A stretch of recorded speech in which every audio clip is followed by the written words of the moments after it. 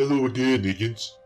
We have discussed the failures of the SCP Foundation and its containment policy on numerous occasions. This entry highlights how these same policies can be used by anomalies for their own benefit. Item number SCP-5316. Object Class Euclid. Special Containment Procedures. SCP-5316 is to be kept in a standard humanoid containment cell inside 33. The cell is to be monitored for spikes in aspect radiation. Should a spike occur, thaumaturgically trained site security personnel are to inspect the cell's wall for any damage and make repairs as needed. Physical force is authorized to restrain SCP-5316 in the case of containment breach. But Site-33 staff are to refrain from causing damage to it beyond the capacity of its regenerative abilities to repair. The removal or destruction of 50% of its mass without further medical intervention. Given the creature's manipulative abilities, the use of reasoning to convince SCP-5316 to return to its cell is not permitted. SCP-5316-1 is to be kept in a storage locker inside 33. Its use is prohibited without the written permission of the site director. Description: SCP-5316 is a currently banished member of the GOI 5917, the Wandsmen.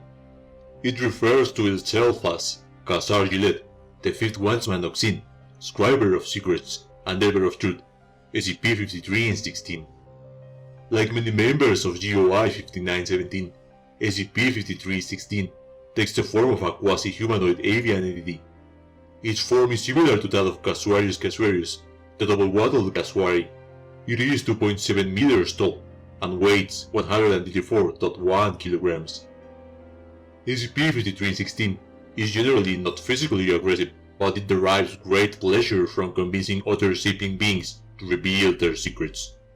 Outside containment, it has been documented to use methods ranging from social engineering to thaumaturgic rituals to torture to gain access to this information. SCP-5316 previously possessed teleportation abilities before its map of the multiverse was confiscated by GOI 5917. SCP-5316-1 is a small, wooden and brass music box which displays MacLeod's cannon.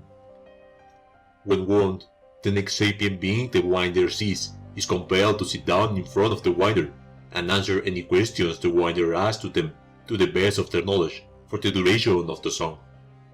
During the song, those questioned by the Winder are unable to move or otherwise take any actions that could harm the questioner. The Winder, on the other hand, may perform any actions they wish to those being questioned. Evidence suggests that mind-affecting drugs such as tetrahydrocannabinol are able to cause the responses given to the Winder to be less coherent. Addendum. Note: the following documents were provided by SCP-5316 upon its delivery to the Foundation custody by GOI 5917. Their similarity to standard Foundation formatting is purely a choice made by SCP-5316. Do not allow this material to be confused with official documentation. Interviewed: Dr. Tanisha Baratkar. Interviewer: Khazar Gillette, the fifth Wandsman of Sin, Scrivener of Secrets, and Delver of Truth. Forward. The following interview was recorded in Dr. Barakar's new office inside 87. Begin, log. Good evening, Doctor.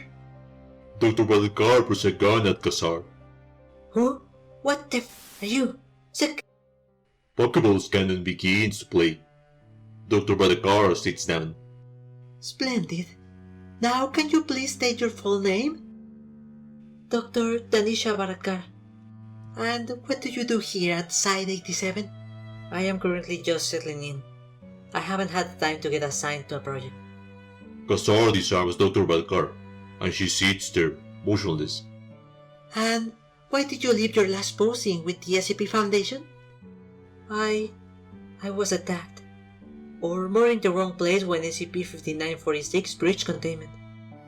Yes, how is Lot? We didn't see eye to eye all the time, but I certainly respected his research ethic. He is in pain. A lot of it is self-inflicted. He thinks the only real power he has is to keep hurting himself. I think there's still a little hope there, somewhere, deep inside, but he's deliberately repressing it. He's failed so much. That would fit. It's good to hear that he might spring back in a millennium or so. Tell me, how do you feel about what he did to you? I think he really didn't mean to, but that doesn't matter. He hurt me, made me be someone else. Even if it was by mistake, he hurt me, and he's still dangerous. Part of what he put in my head is still there. Part of me still loves him. I hate him for it. And his thaumaturgy? Has it improved since he has taken into captivity? Since he became SCP-5316? I don't know. He's so far above our ability to measure, it's hard for us to tell. I see. I suppose it was too much to hope that you would be able to measure such things.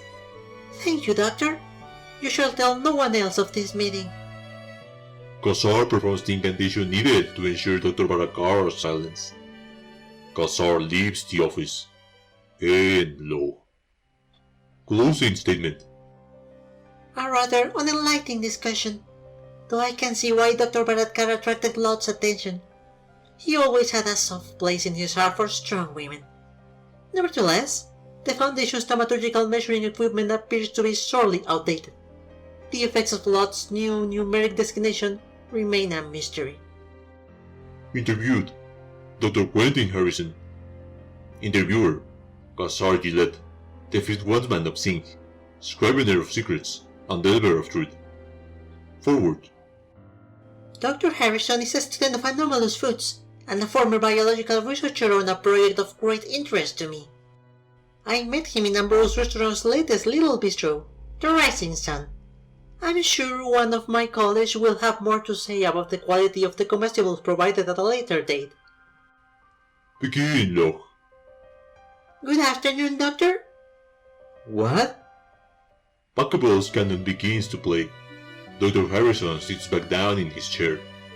Excellent. Now I have a question about your previous assignment on SCP-2416 as a biological consultant. What was the Colossus's number? It was number 9. Qassar produces a piece of parchment and scans down it. Number 9. The silver-blooded martyr. Qassar nods, pleased. A name by numbers. I knew the Mechanites had dabbled with it before. They must have sought to empower their creation with everything they could and... Qassar is interrupted by a waiter coughing. Sir, we do not allow music in the restaurant. Also, there will be consequences for perturbing our guests. Qassar bows. Not wanted because of us. He places an Ortotan gold Oreos on the table last tip. You have my deepest apologies. Please, give my regards to the head chef. Thank you. Qassar picks up the music box, pulls out his map, and teleports away. And low. Closing statement. Aside from being interrupted, a flawless confirmation. Though the Church of the Broken God has since ceased to favor the use of impositorial thaumaturgy, it appears their more ancient predecessors saw its advantage plainly. More importantly, the numerical name's resonance lends support to my theories. Further confirmation will be required before experiments can be conducted. Interviewed: Junior Researcher Hadid. Interviewer: Qassar Gillette, the fifth Wandsman of Zinc, scrivener of secrets and delver of truth. Forward. At time of interview, the subject's mind was addled by large quantities of cannabis, causing the magic of my construct to have less sway. I shall need to research a more elegant counter to this effect when the opportunity presents itself. Begin, Locke. Qassar enters Hadid's bedroom via apparition. Hello, Researcher Hat. Hadid immediately picks up a large joint from his bedside and lights it, taking a deep drag. Ha! Gotcha. What? Hadid takes another drag and coughs. What? You thought you could run around interrogating all our crew without us putting the work out? I got the hookup from Papa John's. 100% premium fake catch. Good luck getting anything with your little music box, Snoop. Kassar picks up Hadid's slim hand and pins it to the bedpost with a dagger. Hadid screams. What the You obviously have some potential, boy, but fey magic is a very fragile thing. Die to the law of blood, just a little, and it's sucked right out of the dirt. Now... Kassar produces the music box and winds it as the inhibited researcher whimpers. The song begins to play. Now, let us discuss those not quite nameless friends of yours. You were on the project before you were given a formal SCP designation, correct? Hadid manages to stay quiet for about 6 seconds. Then, his eyes became glassy. Yes, I was there before they gave them a number. Good. And did you notice any difference in the behavior of the Fae at the restaurant after they were given an SCP number? Yeah, the pizza was better. They moved faster. That's all I needed to hear. Kassar took his knife and teleported away. End log. Closing statement. With this data, I believe I have enough for a field test. Recovery log. April 10th, 2021. SCP-5316 was brought into Foundation custody by members of GOI-5917 after being stripped of his map of the multiverse. GOI-5917 members requested he be treated humanely and apologized for his rude and disruptive behavior. No further detail was provided as to why or how the decision to banish SCP-5316 was made. All GOI-5917 anomalies promptly teleported before any containment measures could be applied. Addendum. Note: the following was mailed to Foundation Site-33 with no return address or attribution. Considering the format of the document, it was likely provided by SCP-5316 as a form of mockery. Interviewed: the Wandswoman of Kelon. Interviewer: Kassar Gillette, the fifth Wandsman of Singh, Scrivener of Secrets, and Delver of Truth. Forward. A cruel interview before the end, but the pain was needed to complete my plan. Begin log. Kassar approaches the fourth Wandswoman of Kelon's office. Fifth Wandswoman of Earth, we are in complete agreement. I have already sent several letters to the editors about. Kelon 4 spots Kassar to the door. Kassar waves. Earth 5, also in her office, stands defensively in front of Kelon 4's desk. Kelon narrows her eyes at the Wandswoman. Kassar, I suppose you finally responded to my summons? Kassar smiles. Absolutely! I've decided, or rather the editors have decided, to sanction my experiment. About time you got what was coming for you. If you mean a large grant, then yes! I'm sorry. What? Oh, you define meant the other forms of sanction? Forgive me, English is such a limiting tongue. I use it only for the hatchling's benefit. I'm 48 years old. And I'm 387 years young. You're not on the streets of Milwaukee anymore, baby sister. Alright. I've had quite enough of your posturing, brother. What Machiavellian nonsense did you throw at the editors to convince them alienating ourselves from our most desperately needed allies was a good idea? Oh? But we're not going to alienate anyone, exalted arbiter. You are going to turn me to the Foundation for being a very naughty anomaly. Kelon 4 looks genuinely shocked. Kassar, I am furious with you for what you did to those poor people. But at the end of the day, you are a brother. I would not turn you over to those torturing jailers for... Sister, it's fine. You are going to help me get something worth all the pain in the world. An SCP number. What? It's simple name magic, really.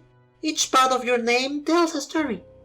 The more the story is obsessed over by those with power, the more it spreads, and the more inexorably it is tied to you. The more magical strength you can extract from it. Granted, a Foundation number is a relatively concealed name, but it is also a name that surrounds you with an air of mystery, and with people who have pressing need to understand you. To be an SCP is to have your very essence connected to the greatest powers in the multiverse.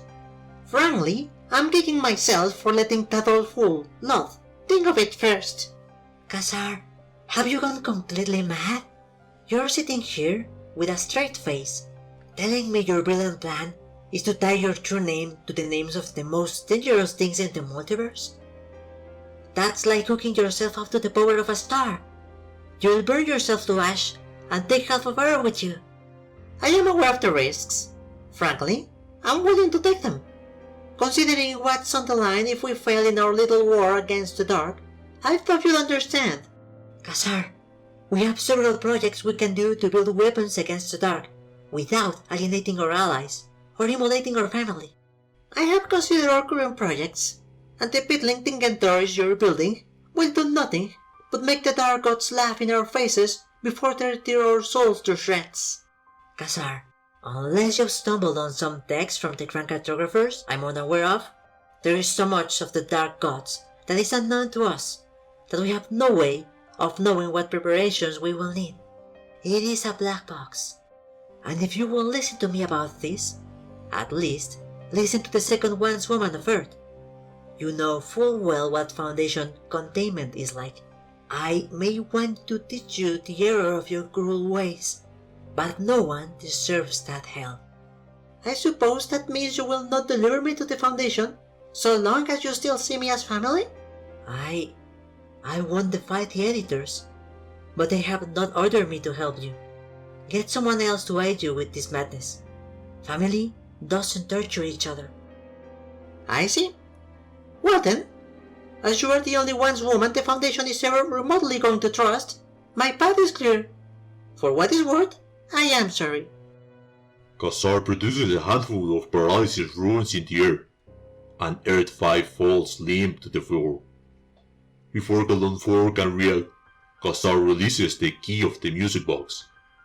Pachelbel's cannon begins to play. Colon 4 sits in its chair. Its eyes are filled with fear. Khazar produces a knife and reaches for the limp form of Earth 5. Family doesn't torture family, you say? End log. Closing statement. After some convincing, the Arbiter agreed to turn me over. All is in place. Note by Agent Briggs. Considering this information, I strongly recommend SCP-5316 to be elevated to Keter class and given a non-standard designation. It cannot be allowed to keep its plan in motion. Note by Director Nakamura. Denied for now. Your heart and head are both in the right place, Briggs, but we have no idea what changing this thing's name will do to it. We also don't have a confirmation of where the letter came from, and we don't even know if these SCP thaumaturgy theories are accurate. For now, we just need to contain this monster as best we can, and let the researchers come up with better logs for its store. End log. And so, an anomalous entity manipulated the Foundation to gain power, and potentially complete its dangerous plans. Both the Heralds and the Foundation lack the insight to do what is necessary in difficult situations. We can only hope that the failures of these arrogant organizations do not drag us all into the catastrophes they are trying to prevent. Help us reveal more anomalies by commenting on the chat box below. I am Virus Anonymous. We are the GOC, and you have been informed.